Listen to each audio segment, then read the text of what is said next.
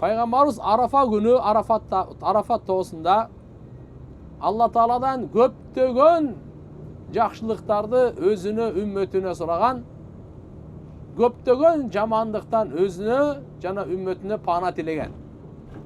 Ошол дуалардын бири мындай эле: Я Алла, менин бардык үммөтүмдүн күнөөлөрүн кечир.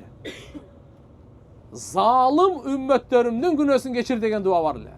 Кандай үммөт? Залым. Түшүнөсүзбү залым үммөт деген кандай? Бирөөгө зулумдук кылган, акысын жеген, бирөөгө кордук көрсөткөн, зулумдук кылган, жамандык кылган да, короче. Ошондой үммөтүмдүн күнөөсүн кечир деп пайгамбарыбыз Алла Тааладан сурап атат. Элестетиң. Алла Таала Арафат күнү кабыл кылган эмес. Айткан пайгамбарыбызга: Сенин залым үммөттөрүңдүн күнөөсүн кечирилүүсү ошо жапа чеккен, мазлум, зулумдук көргөн ошолордун алдында, ошолор кечирсе анан кечирилет деген да, түшүнүктүбү? Ошолор кечирсе анан кечирем деп койгон да. Мына ушу Муздалифага келгенде пайгамбарыбыз түнү Алла Таалага мындай кылып сунуштаган. Караңыз, кереметтүү сунуштаган.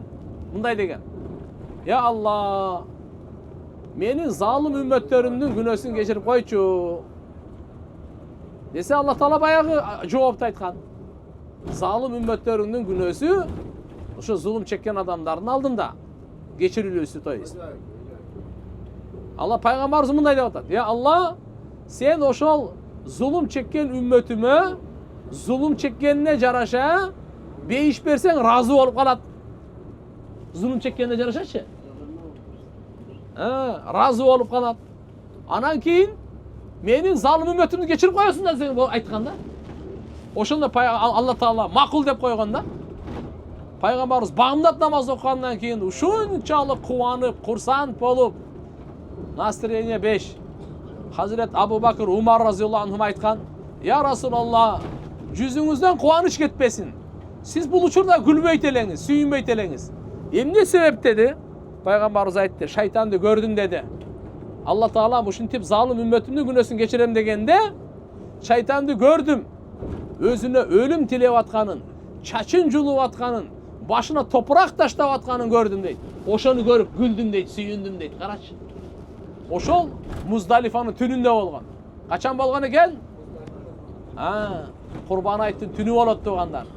Ошо жөнөкөй түн эмес, касиеттүү улуу түндөрдүн бири. Кээ бир аалымдардын айтуусунда Кадыр түндөн жогору түн.